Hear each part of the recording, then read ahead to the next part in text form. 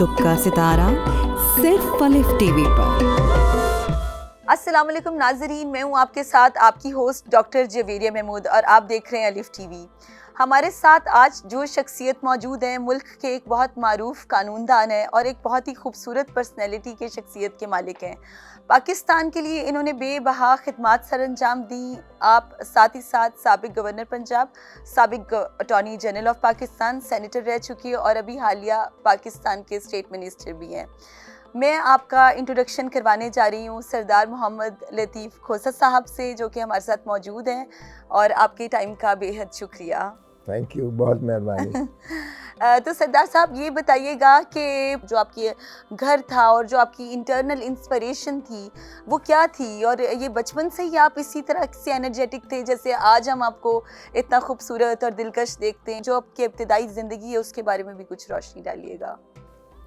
देखें, वो तो सभी की एक ख्वाहिश भी होती है। जो भी इंसान पैदा होता है वो अल्लाह ताला की जानिब से उसको माहौल मिलता है, उसको माँ बाप भी अल्लाह ताला ही की जानिब से मिलते हैं। तो हमारा जो है जो घराना है बुनियादी तौर पर बलोच, हम ट्राइबल है और बलोचों में भी आगे से जो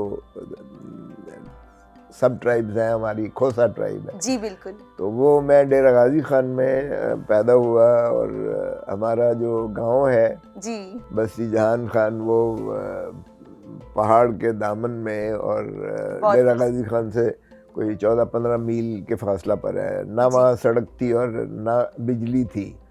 और मेरी हमारा ज़िम्मेदार घराना था। मेरी माँ जो है वो कभी कोर्ट से बाहर नहीं निकली थी, बुर्का बहुत ज़्यादा पाबंद थी और तालीम याफ्ता नहीं थी वो। मेरे वालिद साहब माशाल्लाह खोसा ट्राइब में फैमिली में पहले ग्रेजुएट थे और उस वक्त का ग्रेजुएट माशाल्लाह वो आजकल के MA PhD उनसे भी बहुत ज़्यादा उनकी जो है हाई स्टैंडर्ड्स हुआ करते थे। तो उनकी आज भी मुझे इतनी खूबसूरत अंग्रेज़ी की जो इबारत है कभी देखता हूँ तो बहुत ही एक मोती परोए हुए होते हैं। और वो ब्यूरोक्रेट थे। तो माशाल्लाह मेरी जो है तालीम, माँ ने तो कहा जब मैं 4 साल का ही हुआ कि ये जाओ अपने बाप के पास, तो मुझे बाप के पास भेज दिया लाहौर में। जी। तो फिर मेरी तालीम जो है वो सेंट एंथनीज़ में हुई और उसके बाद जब मैं 3rd स्टैंडर्ड में था तो आसिफ खोसा जो मेरे first cousin chief justice of Pakistan भी रहे, जी वो उनके नाना जान आए तो वो एजुकेशनिस्ट थे। तो हमारी घर 17 लॉरेंस रोड काफ़ी बड़ा घर था और एक तरफ लॉरेंस गार्डन लगता था, एक तरफ मेसन रोड था, एक तरफ मजांग रोड था, एक तरफ जो है लॉरेंस रोड था। तो लाहौर का दिल कह लिया। लाहौर का दिल था उस वक्त। तो लाहौर इतना फैला भी नहीं था जो जहाँ अब हम बैठे हुए। तो वो उन्होंने कहा कि व्हाट आर यू डूइंग? मैंने कहा आई एम प्लेइंग मार्बल्स। 3-4 सवाल तड़क करके मैंने जवाब दिए। तो उन्होंने कहा जी अब इसको लड़के को ना बच्चे को अब आप इंग्लिश मीडियम से निकाल के इसको उर्दू मीडियम में डाल दें। अच्छा। उनका इसलिए कि अंग्रेज का जो निज़ाम सिस्टम था, एजुकेशनल सिस्टम, वो एक रूलिंग इलीट के लिए होता था बिल्कुल। जो सीनियर कैम्ब्रिज, जूनियर कैम्ब्रिज, ये HSN कॉलेज हो गया, लॉरेंस पर सरदार साहब ऐसा उन्होंने क्यों सोचा कि इस मीडियम चेंज करने का? इसलिए मैं बताने जा रहा हूँ ना, उन्होंने कहा इसलिए कि अंग्रेज ने जो है 2 सिस्टम बनाए थे, एक रूलिंग इलीट के लिए, एक हिंदुस्तान के बासियों के लिए, गुलाम के लिए। यानी गुलाम हमें वो समझते थे और वो मुसल्लम करना चाहते थे अपने और इलीट के दरमियान, यानी रूल ताज बरतानिया के दरमियान और हमारे जो हिंदुस्तानी बाशिंदे हैं, बासी हैं, वो उनको गुलामी में रखने के लिए। तो उन्होंने कहा जी ये जो है डियर फादर डियर सर, ये आंखों में आंखें डाल के अंग्रेजी में।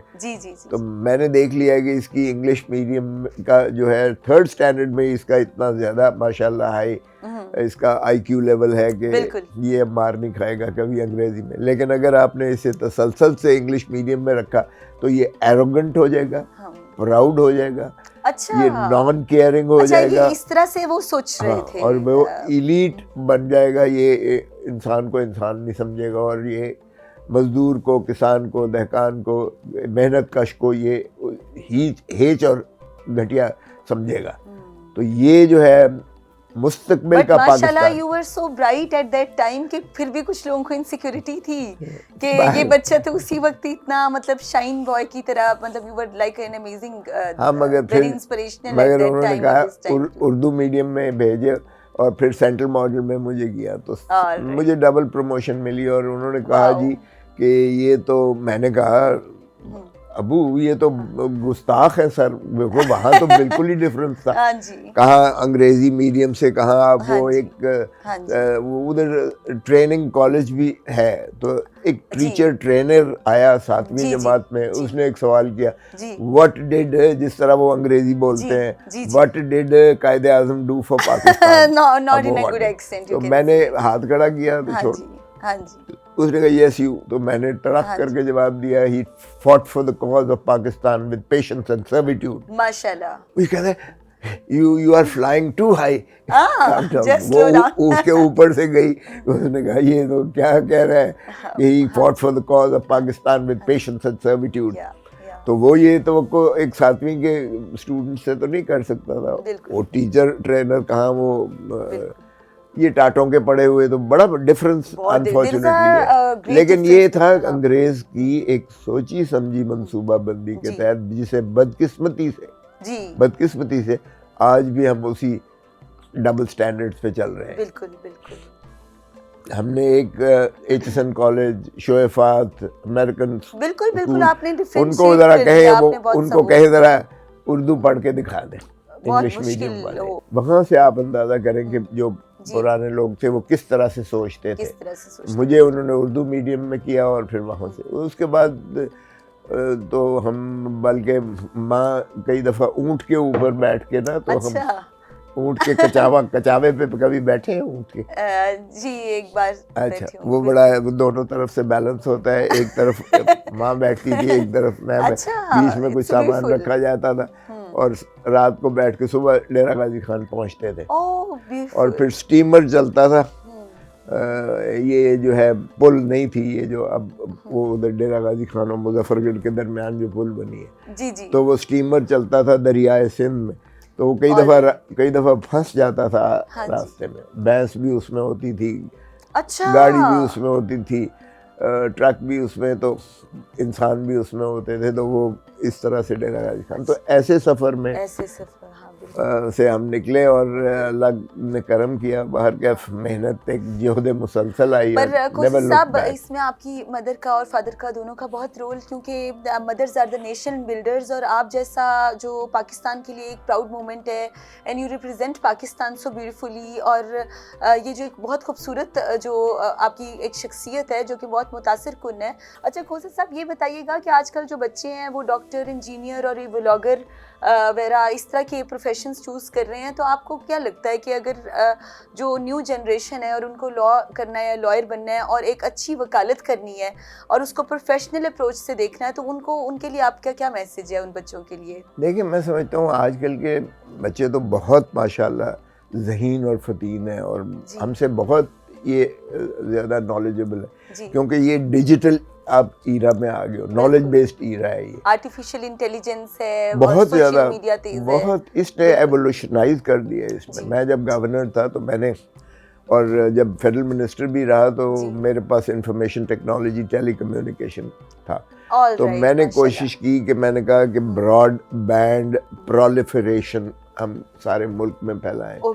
हर एक एजुकेशनल इंस्टीट्यूशन को इस कंप्यूटराइज करके, तो इसको जो है मॉडर्न टेक्नोलॉजी पे लेके जाएं, और इसी तरह पेपर फ्री कर दें हम। ये जो टोडर मल का हिसाब आ रहा है, बदकिस्मती से हमारी तहसीलें और हमारा सारा रिकॉर्ड जो है, रोज़ आए दिन आप सुनेंगे कि रिकॉर्ड जल गया जी, वो वो जला दिया जाता है, वो खुद जला के, तो इस तरह से जो बदकिस्मती से। अच्छा खुद साहब, ये बताइएगा कि लाहौर बार का इलेक्शन लड़ना ज़्यादा आसान था कि PTI की टिकट लेना मुश्किल था? नहीं, टिकट तो मुझे खैर खान साहब ने, इमरान खान ने, मैं तो लड़ना ही नहीं चाहता था, मैंने कहा कि मैं गवर्नर रहा हूँ, मैं attorney general for Pakistan But you रहा are the हूँ, conqueror in the life ना, you have I did not want to contest. तो खान साहब ने कहा कि नहीं आप इलेक्शन लड़ें, तो कहने लगे कि इधर से लड़े NA 122 जहाँ से आप बैठे हुए हैं, जहाँ, क्योंकि ये मेरी सीट है, मुझे इन्होंने लड़ने नहीं देना है इलेक्शंस, तो लिहाजा। और फिर दूसरी बात यह है कि यहाँ जो मद्दे मुकाबिल खड़ा हो रहा है वो ख्वाजा साद रफ़ीक, उसका जद्दी पुश्ती है, तो वो भी एक स्ट्रॉन्ग कैंडिडेट है, तो आप ही उसका जो है बहुत मुनासिब उम्मीदवार होंगे। तो मैंने तो ना मांगा था, तो टिकट खुद ही दी है। बाहर के इलेक्शंस में तो आपको एक एक के पास जाना पड़ता है, यहाँ तो यहाँ तो खान का जादू ही इतना सर चढ़ के बोलता था कि वोट मांगने की भी जरूरत नहीं थी। हमें तो जलसे भी नहीं करने दिए, हमें कोई जुलूस भी नहीं निकालने दिया, हमें तो कोई मीटिंग भी नहीं करने दी। लोग खुद ही आते थे, बल्कि बैरून मुल्क से भी आते थे, हमसे बल्ला भी छीन लिया, हमारा जो इंतखाबी निशान भी छीन लिया था। इसके बावजूद लोग जो है जोक दर जोक आते थे और कहते थे आप अपना निशान भी बताएं, और इस तरह से फैला मेरा निशान के। और ये आपको पता है के फॉर खोसा, के फॉर किंग, के फॉर खान। तो ये हालांकि नॉर्मल ये सिंबल नहीं है, और ये हल्का खुसूसन जो है ये सारा फौजी, रिटायर्ड फौजी रहते हैं यहाँ। डिफेंस हाउसिंग अथॉरिटी DHA, फिर आपका कैंटोनमेंट सारा जो है ये भी, फिर इसी तरह वॉल्टन जो है, और अपर माल, ये सारा 10 लाख के जो मेरा हल्का था। तो इसमें जो है अल्हम्दुलिल्लाह मैं मैसिव लीड से जीता माशाल्लाह। और ये जो है ये पहला वाहिद हल्का है जिसमें मेरे मद्दे मुखालिफ ख्वाजा साद रफ़ीक ने, मैं समझता हूँ उसने जो है बड़ी सियासी शऊर और बसीरत से काम लेते हुए अपनी शिकस्त तस्लीम की और मुझे मुबारकबाद दी। काश के सारा हमारा निज़ाम पाकिस्तान जो है भी बहुत पॉजिटिव हो जाए, ऐसे ही इस तरह की पॉजिटिविटी ऐसा चाहिए, पॉजिटिविटी आ जाए सभी में कि अपना इस तरह से जायज़ शिकस्त तस्लीम करें और जीतने वाले को मुबारकबाद दें। तो बहुत अच्छा चलेगा। तो ये जहाँ तक ताल्लुक है बाहर की आपने बात की, तो मैं 3 मरतबा हाई कोर्ट बार का सदर रहा माशाल्लाह, और 15 साल मैं पाकिस्तान बार काउंसिल का इलेक्टेड जो है मेंबर रहा, फिर चेयरमैन एग्जीक्यूटिव कमेटी रहा, फिर चेयरमैन पाकिस्तान बार काउंसिल रहा। साबिक गवर्नर जनरल रह चुके, गवर्नर और अटॉर्नी जनरल ऑफ पाकिस्तान रह चुके, आप डिफरेंट पोजीशंस आपने लाइफ में देखी। तो मुझे ये बताइएगा कि इतनी खूबसूरत शख्सियत के होने के साथ साथ कौन सी ऐसी पोजीशन है, कौन सा ऐसा ओहदा है जिसकी आप तमन्ना करते हैं अभी? देखिए अभी तो मैंने कुछ किया ही नहीं है जिंदगी में यार। मैं तो I want to do something good for Pakistan, I want to do serve the people of Pakistan. यार अपने लिए अगर किया तो क्या किया, ये तो हमारी बदकिस्मती है कि हम अपनी ज़ात से बाहर नहीं निकलते हैं। मैं कहता हूँ धरती माँ से प्यार करना सीखो, बिल्कुल ऐसे ही है। अल्लाह भी जो है यही खुश होगा, और आपने और अच्छा नाम कमाना है या बजाय इसके कि आप इक़्तिदार पे आ जाओ और आपको गालियाँ सारे दुनिया दे। अब क्या हो रहा है इस वक्त? हाँ जी, इस वक्त यही कुछ हो रहा है कि जो लोग काबिज़ हैं इस मुल्क पर, 17 सीटें जीतने वाले को वज़ीर आज़म बना दिया गया है, और 180 सीटें जीतने वाला इमरान खान वो आज जेल में, अडियाला जेल में पड़ा हुआ है। बिल्कुल। तो ये मैं तो चैलेंज करता हूँ कि ये वज़ीर आज़म साहब अपने हल्के में ज़रा बग़ैर प्रोटोकॉल के, बग़ैर गार्ड्स के, बग़ैर सिक्योरिटी के, ये वज़ीर आला साहब या मोहतरम नवाज शरीफ साहब या ये ख्वाजा से जाके तो दिखा दें अपने हल्के में। ये जाएंगे तो अपने कदमों पर चल के वापस, ये अपने कदमों पे चल के नहीं आ सकेंगे। जी सरदार साहब, लोग इतनी नफरत करते हैं। कौन सा है आपका फेमस? हमारे जितने ये जैसे मरीम नवाज हो गई और पीपल्स पार्टी के लोग हैं, जरदारी साहब हैं, बाकी सब लोग हैं, पीछे के लोग हैं, तो आपका फेवरेट पॉलिटिशियन कौन है? देखिए आज की डेट में तो इमरान खान है, जबरदस्त। और पहले अगर कहते हैं तो बेनज़ीर भुट्टो साहिबा थी। बिल्कुल बिल्कुल। रानी शहीद तो बहुत ही यहाँ इसी घर में ठहरती थी, इसी सोफे पे बैठ के यहाँ लोगों के साथ डील करती थी। ये नवंबर 2007 में मैंने सुना कि साबिक वज़ीर आज़म जो बेनज़ीर भुट्टो साहिबा थी, एक किताब में आपका जिक्र किया गया, तो उसके हवाले से कुछ बताइए। देखिए, बीवी के साथ मेरी बहुत ज़्यादा यादें वाबस्ता हैं जी। और वो एक जेन्युइन लीडर भी थी, वो बेनज़ीर, वो नाम की भी बेनज़ीर थी, वो हुस्न की भी बेनज़ीर थी, वो गुफ्तार की भी बेनज़ीर थी, वो अपना लिबास की भी बेनज़ीर थी जी। और ज़बान की भी बेनज़ीर थी। और फिर जुल्फ़िकार अली भुट्टो जो शहीद हो गया जी। बेचारा, जी। जिसको अदालती कत्ल किया गया और 45 साल के बाद सुप्रीम कोर्ट आके कह रही है कि उसका अदालती कत्ल हुआ है। बिल्कुल यार बिल्कुल। जुल्म हमने किया जी, है, जी। हमने जिन लोगों ने इस मुल्क को जो खिदमत की है। अब जुल्फ़िकार अली भुट्टो ने एटम बम दिया, जुल्फ़िकार अली भुट्टो ने 1973 का आइन दिया इस मुल्क को, हमने उसको क्या रिवॉर्ड दिया कि फांसी दे दी हमने। बेनज़ीर भुट्टो ने मिसाइल टेक्नोलॉजी दी, बेनज़ीर भुट्टो ने ये डिजिटल आपका जो है इंट्रोड्यूस किया एजुकेशनल सिस्टम में, जी बिल्कुल। हमने उसको क्या किया, कत्ल कर दिया। बिल्कुल बिल्कुल। लियाकत अली खान जो पहला वज़ीर आज़म था पाकिस्तान का, दिसंबर 1951 में उसे हमने गोली मार के कत्ल कर दिया। ये वज़ीर आज़मों को इस तरीके से अगर हम कत्ल करते जाएंगे तो फिर हम किस तरह से मुल्क को आगे लेकर जाएंगे? मुझे लगता है यंग जनरेशन को, बड़ों को, सियासतदान को, बिजनेस कम्युनिटी के लोगों को, सीईओज को जो अथॉरिटेटिव है, ये पॉजिटिव एनवायरनमेंट जनरेट करना चाहिए सबसे पहले। इस मुल्क में हर 1-2 दिन के बाद कुछ ना कोई ऐसा मसला जो कि बिल्कुल अनवांटेड है और वो आप सोशल मीडिया पे लोग उसमें अपना बहुत सा वक्त बर्बाद करते हैं। आप उस वक्त एक अच्छी किताब पढ़ सकते। यंग जनरेशन को ज़रूर कुछ ना कुछ बताएं कि उनको अपने जो रुझान है जिससे वो एक खूबसूरत शख्सियत बन सकते हैं, उनको अपनी ज़िंदगी में कौन सी ऐसी चीज़ें शामिल करनी चाहिए जिसकी वजह से वो अपने आप को एक कामयाब इंसान फ्यूचर में बना सकें। तो ये ज़रूर बताइएगा। देखें, एक बात तो ये है कि मैं समझता हूँ कि ये from the cradle of the mother, जैसे आपने पहले कहा था, एक माँ की गोद से जो बच्चा सीखता है, पहली तो उसकी इब्तदाई जो है परवरिश, उसकी नुमाइश, उसकी जो है ग्रोथ, मेंटल हो या फिजिकल हो, वो बच्चे की माँ की गोद से शुरू होती है। ठीक है, इसलिए माँओं का मैं समझता हूँ बहुत ज़्यादा फ़र्ज़ आयद होता है कि वो ऐसे ही छोड़ ना दे आया के ऊपर, या उसके बाद पैदा करके उसको जो है उसके अपने रहम व करम पर छोड़, बल्कि बच्चे को इतनी उनको देनी चाहिए, उसको जो है उसकी परवरिश करनी चाहिए कि उसकी, फिर उसके बाद जब वो स्कूल में जाता है, चाहे वो प्राइमरीज में जाए, फिर टीचर पर बहुत ज़्यादा जिम्मेवारी आती है कि वो फिर उसका पेरेंटल उसकी जो है जो रिस्ट्रिक्शन है। इसी तरह जब उसकी ग्रोथ आती है तो फिर सोसाइटी का काम आ जाता है कि उसको बेराह रवी से रोके। लेकिन ये जो आप ये जो कहती हैं कि जी इस पर कदगन लगाई जाए कोई ऐप्स पर, या मैं इस चीज़ का बिल्कुल कायल नहीं हूँ। देखिए, ये एक नॉलेज बेस्ड ईरा है, इसमें तो उनकी मैं समझता हूँ आज के बच्चा जो है वो हमसे ज़्यादा नॉलेजेबल है जी। यकीन करें कि मेरा वो अब वो जो पोता है वो कहता है, dad I am wasting my time. मैंने कहा क्या हुआ? कहता है I know more than the teacher. मैं हैरान हो गया। मैंने कहा उसने फल्कियात पर इस तरह से मुझे जो है लेक्चर दिया कि मैं हैरान हो गया कि इतना सा बच्चा जो है वो कितना। सो एप्स में आपकी एजुकेशनल जो ग्रोथ है, आपकी एक नॉलेज बेस्ड ईरा में होराइजन आपका जो है बहुत वाइडन हो जाता है। तो उसको अच्छे बुरे की तमीज़ खुद ही देखने दें, उसको तजर्बा करने दें। उससे जो चीज़ आप छुपाएंगे ना, वो उसका तजस्सुस और बढ़ जाएगा, और उसका तजस्सुस जब बढ़ेगा तो वो फिर चोरी चोरी उस चीज़ में जो है ना वो एक बेराह रवी की तरफ चलता जाएगा।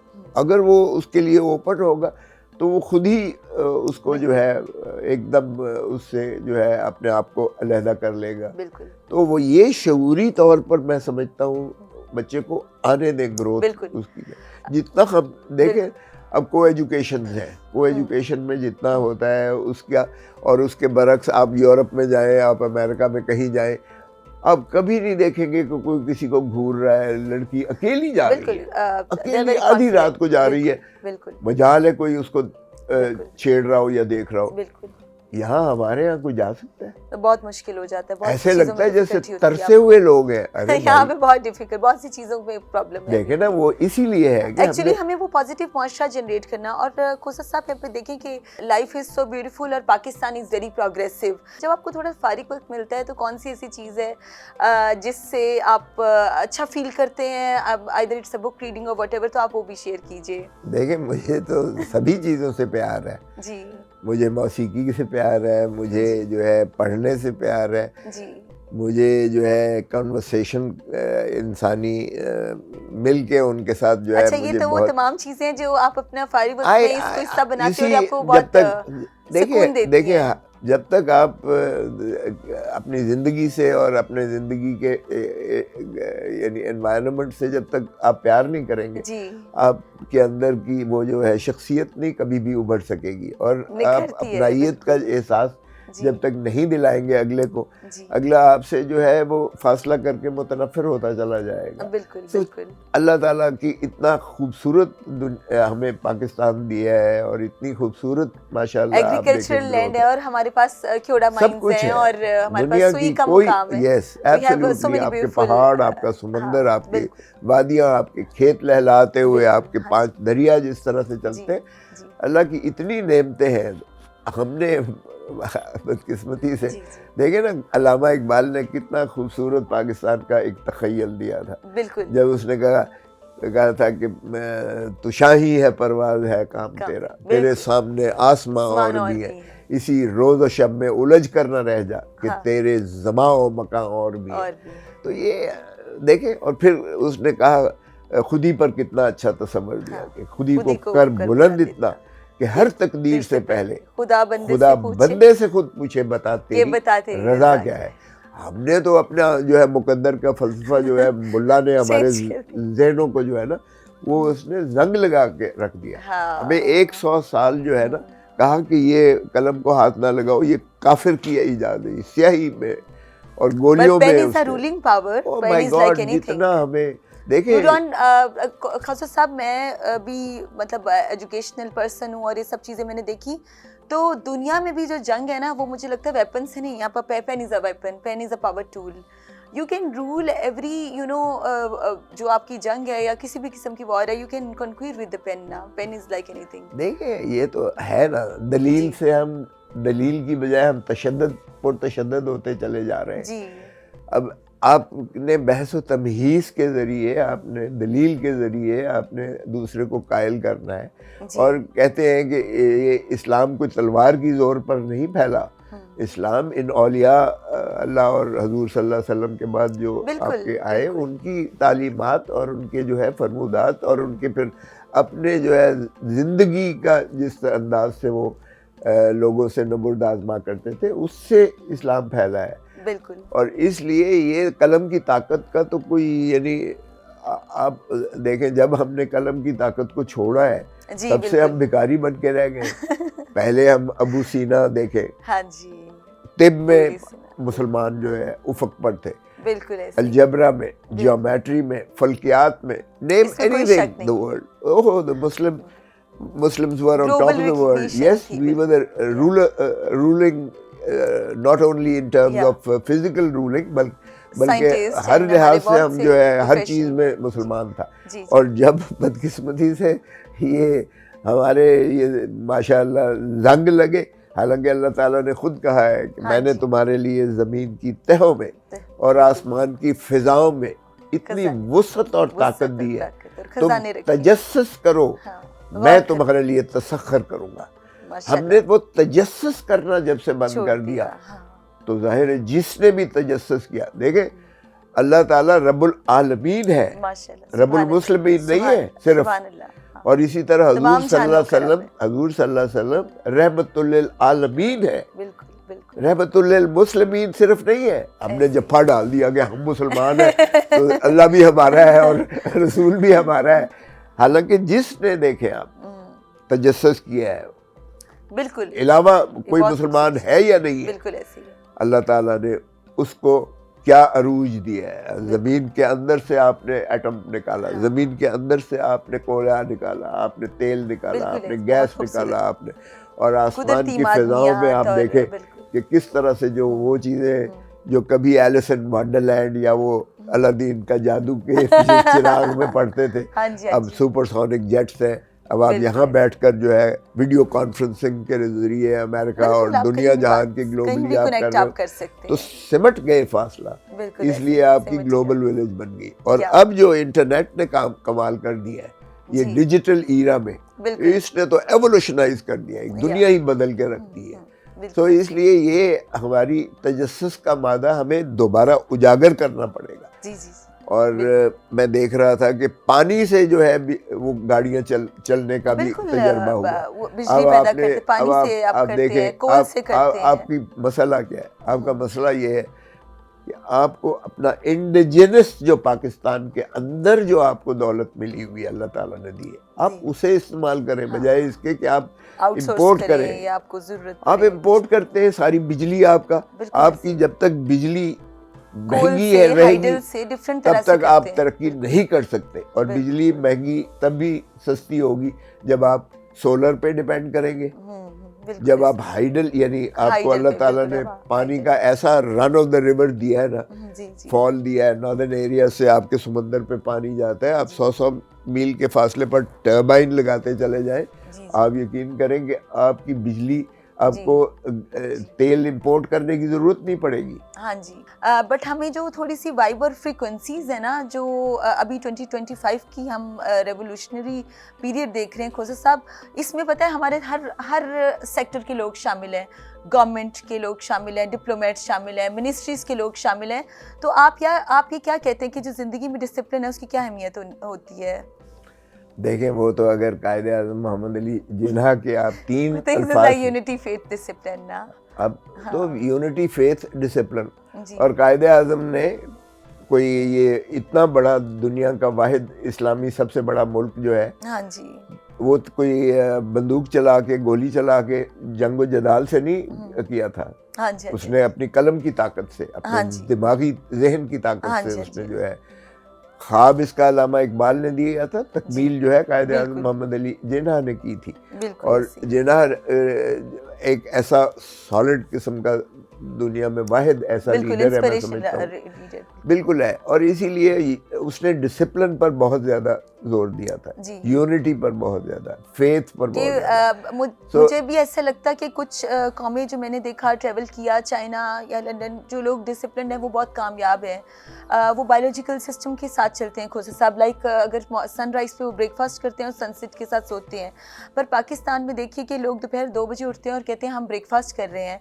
आप माशाल्लाह आपकी गालों में भी बड़ी सुर्खी है, इसका भी कोई चीज़ बताएं कि क्या आप खा रहे हैं? मैं आपको बताऊं जी जी, जिन्ना पे ज़रा थोड़ा सा कंसंट्रेट करेंगे। कायदे आज़म मोहम्मद अली जिन्ना की जब यूनिटी फेथ डिसिप्लिन, हाँ जी, वो कहता था वर्क एंड वर्क, काम और काम। आई रिमेम्बर, या मुझे याद है। देखें अगर आप मेहनत नहीं करेंगे तो आप how you can achieve goals ना, आप कुछ भी हासिल नहीं कर सकते। Long term goals, absolutely. इसलिए मेहनत करना जो है, और फिर मेहनत खाली काफ़ी नहीं होती है, मेहनत with passion.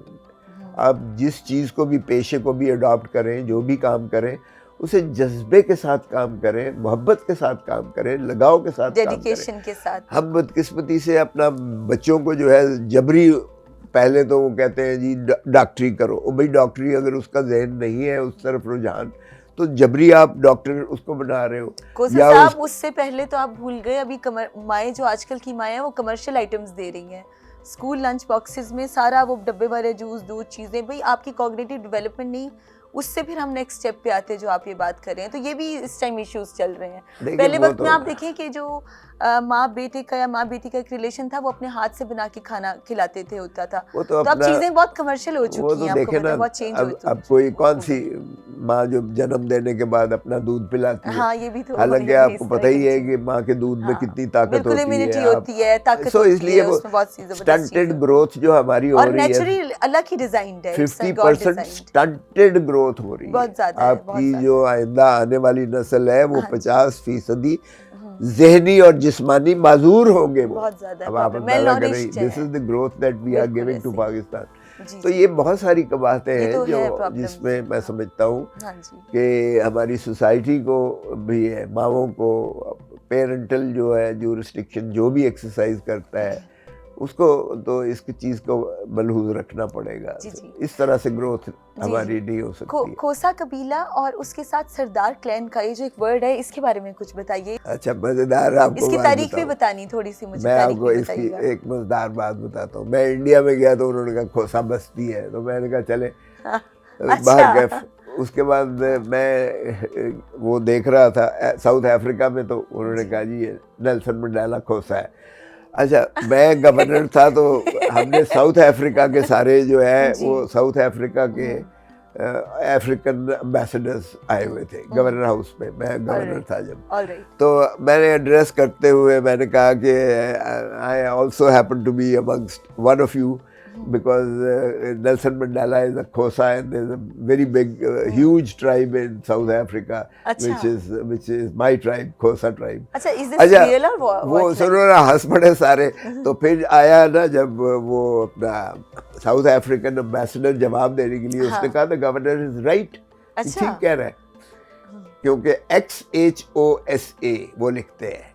Nelson Mandela XHOSA लिखते हैं, और वो इसको पढ़ते खोसा है के। अब शी जिस तरह आप करते हो एक्स, ये इसको अपना चाइनीज प्रेसिडेंट को जी जी जी, तो उन्होंने कहा गवर्नर इज राइट। खैर मुझे नहीं पता कि साउथ अफ्रीका में हमारी कोई कबीला है खोसा या नहीं, लेकिन है इत्तेफाक से खोसा। देखिए खोसा ट्राइब जो है ये बलोच, तारीख इसकी बिल्कुल है। हमारा जो है, हम हजरत हमजा की उससे आते हैं, औलाद है हजरत Hamza. Basically we are Arabs, और ये बलोच जो है, फिर उसमें हमारा खोसा ट्राइब जो है उसका है। इसी तरह लिगारी ट्राइब है, बगारी ट्राइब है, बैंगल ट्राइब है, दरिशक ट्राइब है, बुगटी है, ये सारे बलोच हैं। जरदारी है, ये भी बलोच है। तो ये बलोचों के आगे सब कास्ट जो है उसमें आती चली जाती है। सबसे बड़ा मैं समझता हूँ पाकिस्तान में बलोच ही कौम है, और खुसूसन सिंध में बहुत है खोसो, वहाँ खोसो कहते हैं। ये वावल जो है वो खोसा, यहाँ ए है वहाँ ओ जो है हो जाता है लिंग्विस्टिकली। इसी तरह बलोचिस्तान में भी हमारे खोसो है, और इधर भी है जुल्फ़कार खोसा, सरदार जुल्फ़कार खोसा इस वक्त जो है मौजूदा चीफ है। पहले मेरे वालिद साहब थे सरदार साहब खान खोसा, वो डेथ हो गई उनकी, तो सरदार जुल्फ़कार खोसा इस वक्त चीफ है। वो उस वक्त जो है उनके पेरेंट्स जो मर्डर हो गए थे और सगे भाई ने कत्ल किया था, तो वो गुलाम हैदर खान को कत्ल करने के बाद फिर मेरे वालिद साहब बने सरबराह तोबनदार। फिर पाकिस्तान बन गया तो ऑफिशियली तोबनदारियाँ ख़त्म हो गई, लेकिन हमारी फैमिली जो है वो चीफ फैमिली है, बलेल उसमें से जो है फैमिली है। तो इस वक्त जो है चीफ जुल्फ़कार खोसा, सरदार जुल्फ़कार खोसा है। जो मेरी बेटी जो है उनकी बहू है सहर खोसा जो है, बिल्कुल barrister Sehar Khosa. Yeah I know, she is my very amazing friend and she is very brilliant as well. अच्छा खोसा साहब, ये बताइएगा कि कोई ऐसी ख्वाहिश जो अभी तक अधूरी रही हो और आप पूरी करना चाहते हो, वो भी हमारे नाज़रीन से शेयर करें। I want to do something good before I die. यार ये तो कोई बात नहीं है। You are so amazing and inspirational already, and you achieved अभी तो कुछ भी नहीं, अभी तो तिफले मकतब है यार, अभी तो एक सुंदर है। मैं कभी किताबों की दुकान में जाऊँ ना, हाँ जी, तो फिर वहाँ मुझे एहसास होता है कि मेरी कितनी यानी सतही किस्म की मेरी एजुकेशन है या मेरी नॉलेज है। इतनी लाइब्रेरी में किताबें पढ़ी हुई है, और उसमें से मैंने शायद 100 या 200 पढ़ी होंगी। कानून की किताब मेरी दफ्तर भरा पड़ा है, उसमें से भी मैंने चीदा चंद चीज़ें पढ़ी होंगी।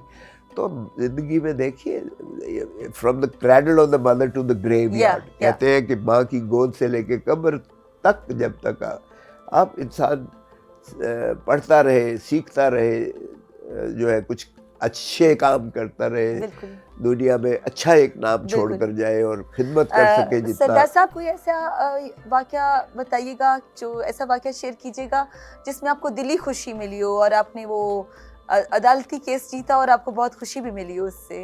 देखिए अदालती जाहिर है खुशी जितना हम जब भी केस जीतते हैं तो खुशी होती खुशी, है। बिल्कुल अब ऐसे सजाए ही। मौत के मुल्जिम को बरी करवाते हैं। हाँ जी, जिंदगी तो अल्लाह ने देनी अल्लाह होती ने है, देनी, जिंदगी बस, हाँ, मौत बिल्कुल। हमारा काम तो कोशिश करना होता बिल्कुल है ऐसे, सिर्फ, बिल्कुल ऐसे ही और है। उसको भी खुशी होती है। इसी तरह मैंने बिल्कुल जो ऐसे सियासी ही है। मुकदमात किए हैं उसमें नेम एनीवन, रानी शहीद बेनज़ीर भुट्टो के केसेस किए, मोहतरम आसिफ अली जरदारी साहब के केसेस किए, फारूक लगारी सदर पाकिस्तान के केसेस किए, मंजूर भट्टू चीफ मिनिस्टर है उसके केसेस किए, फिर नवाज शरीफ के केसेस हाँ किए जी, जो हाँ है, जी, फिर किस जितने आप ले लें इस वक्त माशाल्लाह सियासतदान, चाहे ये चैनल के भी हैं, जी, जी। इनके भी केसेस किए, आपके जर्नलिस्ट बिल्कुल के बिल्कुल केसेस हमें किए, बिल्कुल आइडिया है। Human rights so cases you किए। Have so many beautiful happiness inside, आपकी बहुत सी खूबसूरत चीजें हैं जो देखिए जिस पे आप मैं खुश हुए, और मेरी हमेशा उसमें एक ख्वाहिश, वाकया नहीं है, उसमें देखिए बहुत सी ये खूबसूरत कामयाबियां हैं। फैसले अर्शों पर लिखे होते बिल्कुल हैं, ऐसे ही है। और जज के भी मैं समझता हूँ वो अल्लाह को जवाबदेह है। बिल्कुल मुझे बिल्कुल। तस्कीन और खुशी तब होती है जब मैं अपना काम हाँ जी, अपनी यानी अहलियत और इस्तात से बढ़ के उसमें अपनी जो है काविश करता हूँ। जान मारते हैं जी, हम जी। अपना, मोहब्बत से, पैशन से, जज्बे से, दयानतदारी से, दयानतदारी जिसमें ना honesty is the oh best yes, thing in अगर लाइफ। उसमें खोट आ जाए ना हाँ जी, मिलावट तो इन्नमल फिर मालूम एवरी बिनियात ना, माल का दारोमदार नियतों पर है। इंसान अपनी नियत कभी भी, जिसमें मतलब मैं मैं तो अक्सर, आपको पता है, जैसे आप तो माशाल्लाह हमारे लिए रोल मॉडल इंस्पिरेशनल है, मैं लोगों को भी कहती कि जिस दिन हमारे मुल्क में ऑनेस्टी आ जाएगी, हम बहुत खूबसूरत हो जाएंगे, मुआशरा बहुत मजबूत हो जाएगा, और फिर हम दुनिया के सामने 1 to 1 हम खड़े हो सकेंगे और हम हर मैदान में कामयाब हो सकते हैं। तो I really like this point ना कि honesty is one of the beautiful and thing. Honesty is हाँ जी, the basis on which everything should revolve.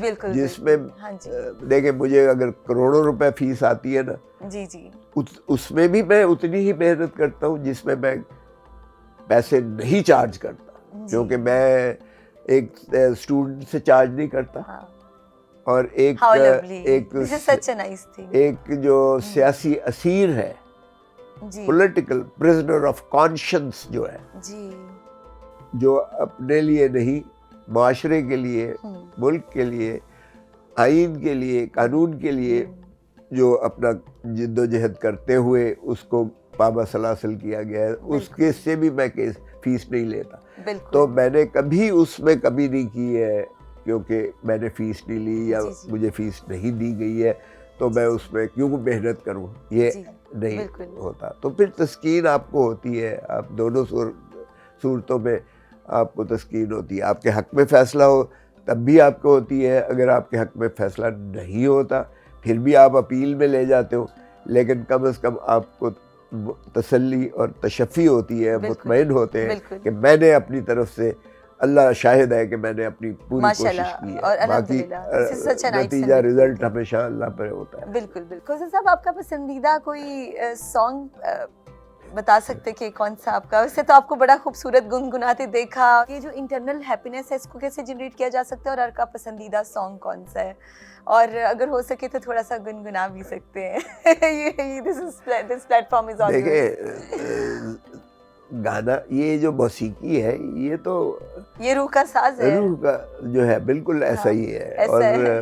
मौसीकी तो ऐसी है, लेकिन और फिर जो खुसूसन जो मौसीकी हमारा वो पठाना खान होता था, हाँ जी, मेरा यार भी तू, मेरा मेरा इश्क भी तू, मेरा प्यार भी तू, समथिंग लाइक इसी तरह जो वो आबिदा करती है, क्या उसमें वो बिल्कुल उसी में मगन हो जाती है, और ऐसे लगता है जैसे बिल्कुल वो उसमें साज और राग और हर चीज जज्ब हो गई है। बिल्कुल। और तो खुशी साहब कुछ सुनाए थोड़ा सा, तो कुछ वर्ड्स ही सुना दे हमें। अच्छा, ओके ओके।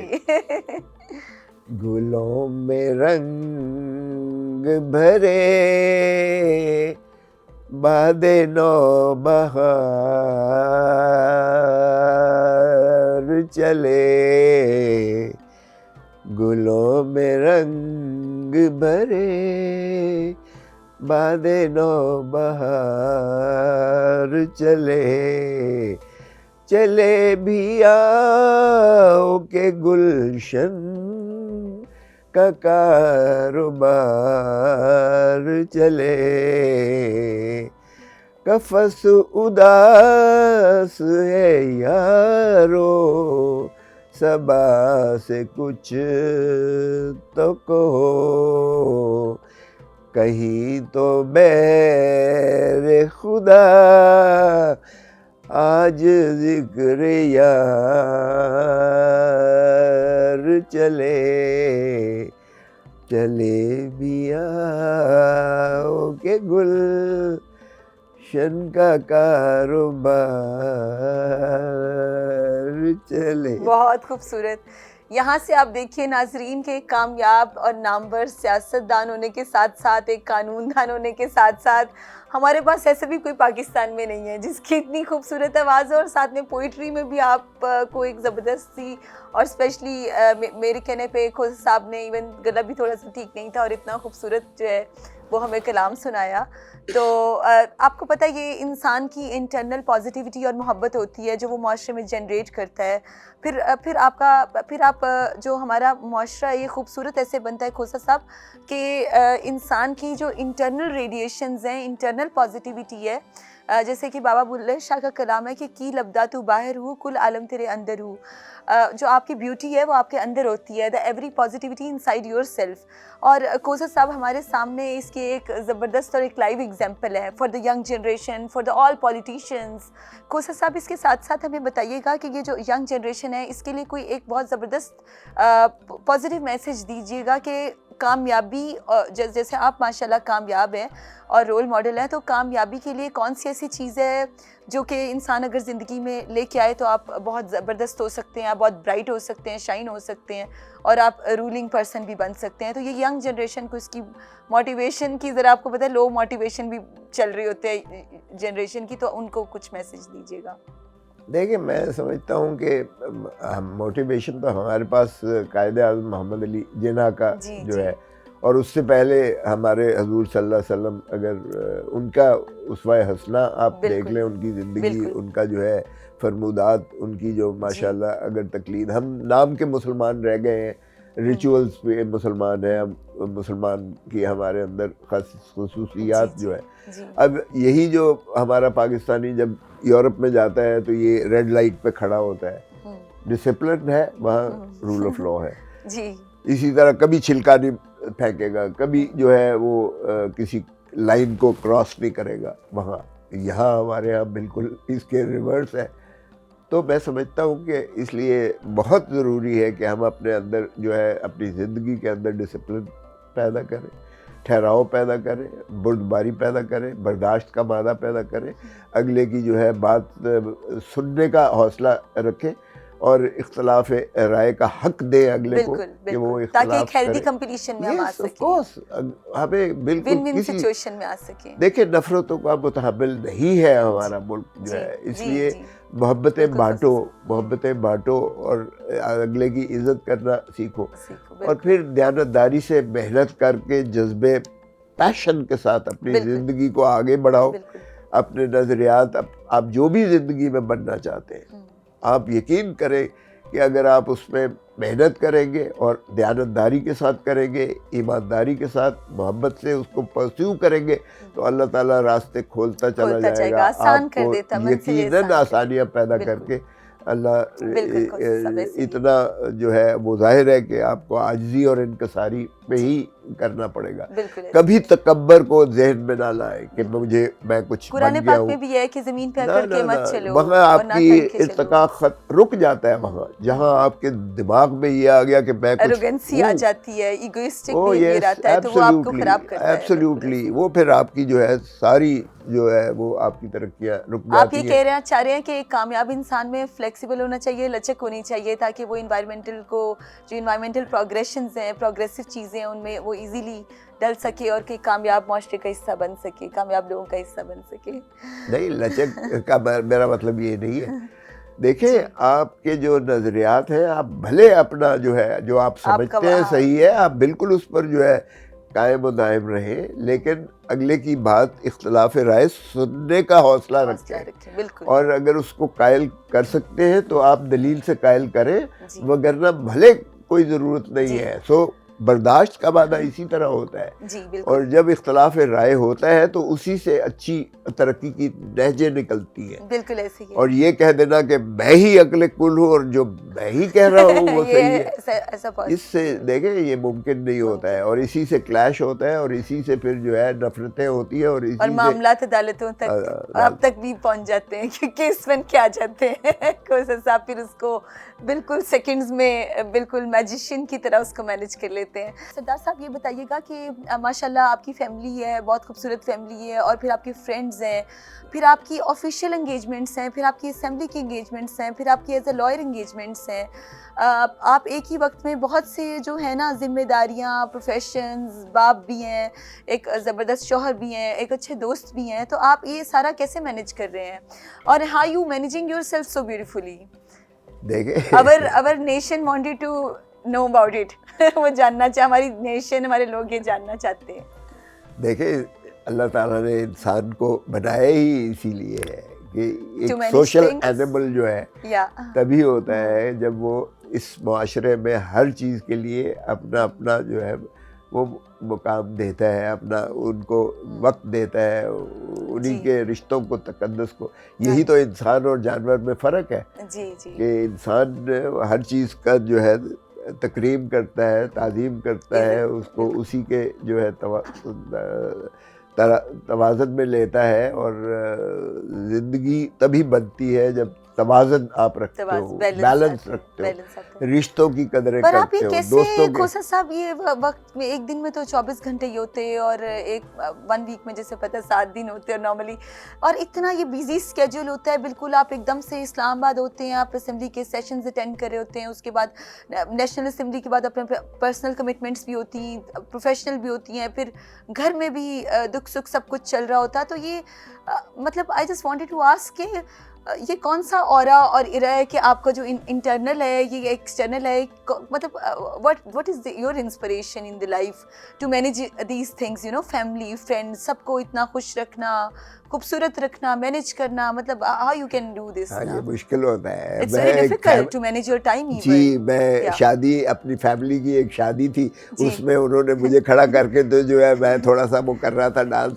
तो वो ऐसा वायरल हुआ कि वो मुश्किल भी होता है ये। लेकिन देखें, जब आप उस माहौल में जाते हो तो फिर उसी के बच्चों के माहौल में बच्चा बन जाए, हाँ जी, बड़ों के माहौल में बड़ा सोबर बन जाए। जिस माहौल में आप जाते हो, आप उन्हीं को जो है, अगर उन्हीं का हिस्सा नहीं बनते तो फिर आपको एक्सेप्टेबिलिटी आपकी जो है वो नहीं होती है।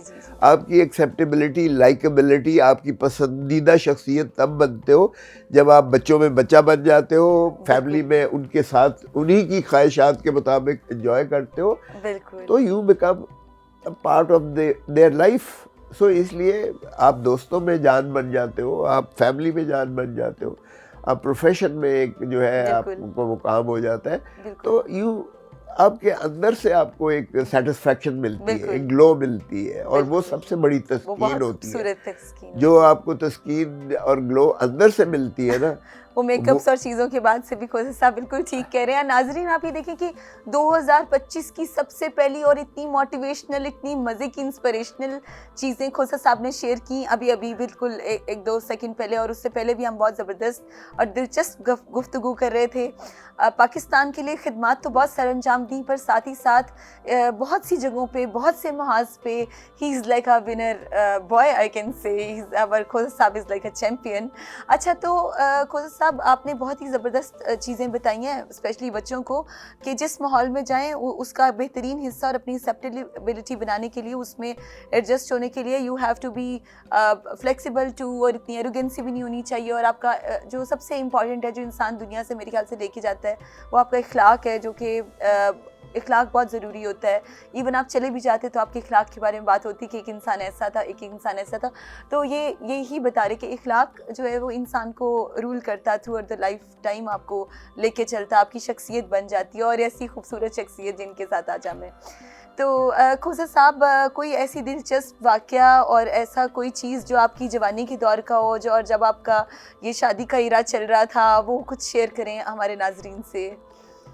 जब आपकी शादी हुई ना, उससे पहले अगर कोई वाकया जब आप मिले और अब आपकी इतनी खूबसूरत माशाल्लाह फैमिली है, तो वो कोई वाकया हमसे शेयर करें। देखिए ये तो आप उसमें आप उस दौर से जब गुजरते हो, जाहिर है, तो कॉलेज लाइफ होती है, उसमें आपका जो है स्टूडेंट्स के साथ आपका इंटरेक्शन होता है, उसमें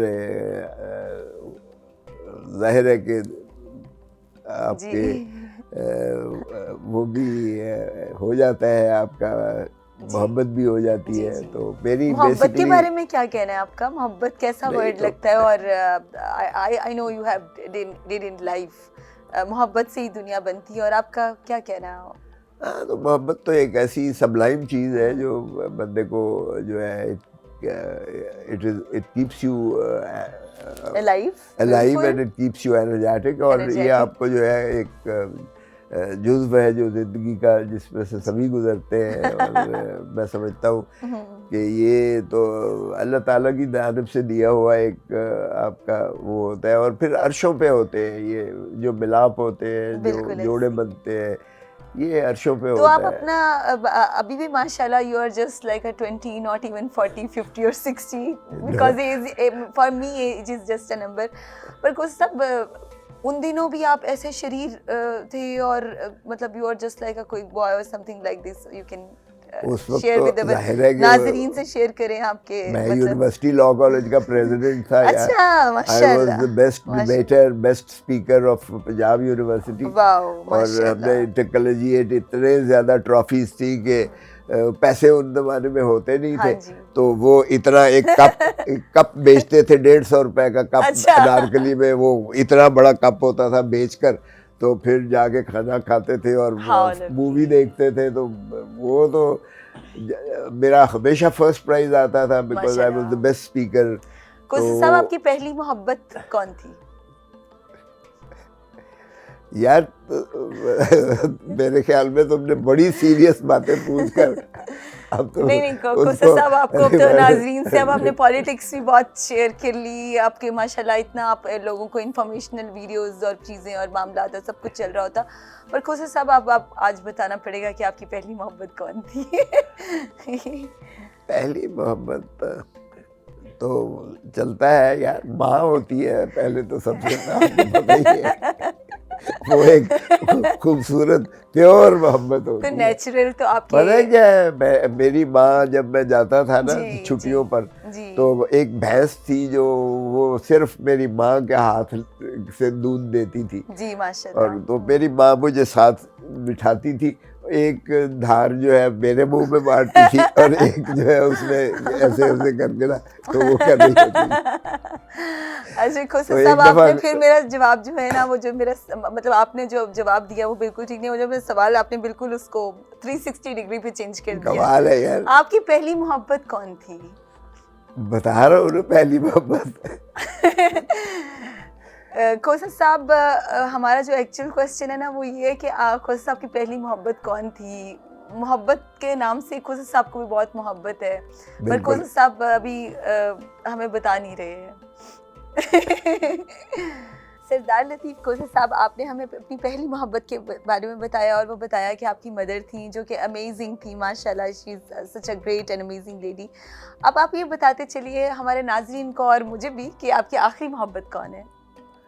देखिए, मेरी आखिरी मोहब्बत मेरा पेशा है, जिससे मैं बहुत मोहब्बत करता हूँ। Such a political answer guys, you know, life is like this, you know, ऐसी स्टेटमेंट्स भी आती है। नहीं खोसा साहब, हम पूछ रहे क्या आपकी आखिरी मोहब्बत कौन है? मैं तो बता रहा हूँ, पेशा तो आपकी कंटिन्यूटी के साथ साथ मोहब्बत और सब। वकालत यार एक ऐसा पेशा है जिसका कोई इंतहा नहीं है। मैं आपको बताऊं कि मेरे कज़न जो है वो चीफ जस्टिस ऑफ पाकिस्तान बन के रिटायर हो गए, मेरे दूसरे कज़न आईजी रिटायर हो गए, तीसरा कज़न मेरा चीफ सेक्रेटरी रिटायर हो गया, उनका कोई नाम नहीं लेता है। बिल्कुल। और अल्हम्दुलिल्लाह वकालत में ना तो कोई पॉइंट ऑफ सैचुरेशन है, ना कोई पॉइंट ऑफ रिटायरमेंट है, हाँ जी। ना कोई लिमिट है कि फ़ीस आपने कितनी तनख्वाह पर गुजारा होना है या फीसें आपने कितनी लेनी है।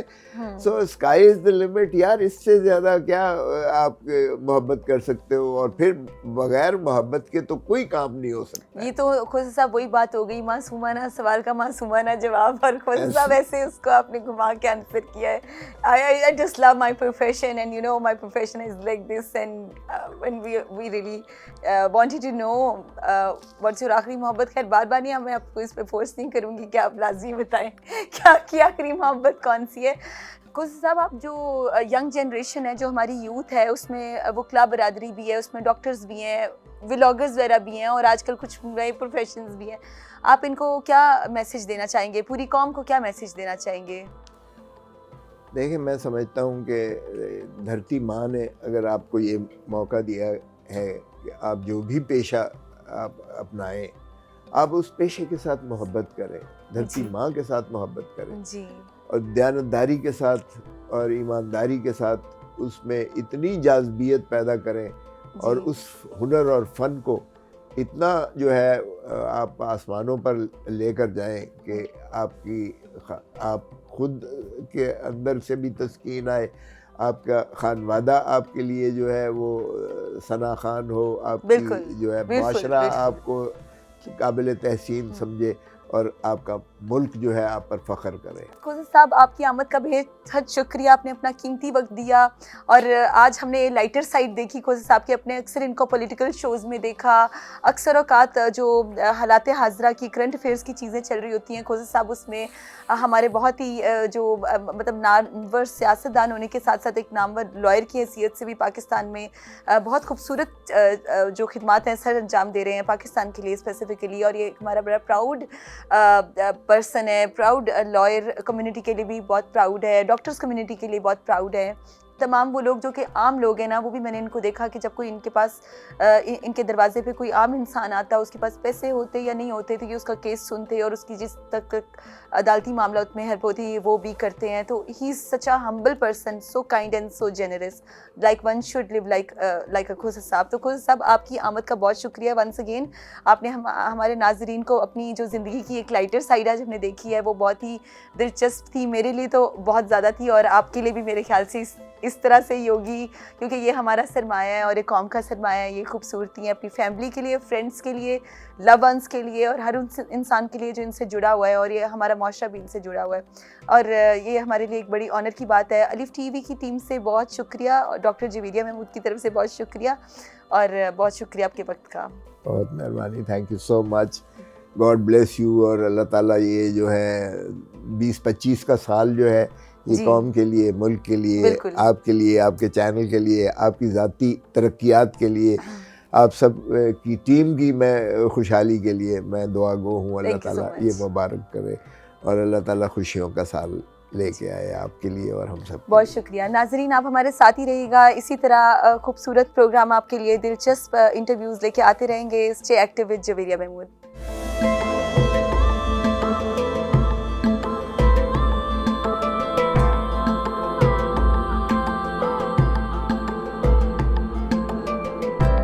सुबह का सितारा सिर्फ अलिफ टीवी पर।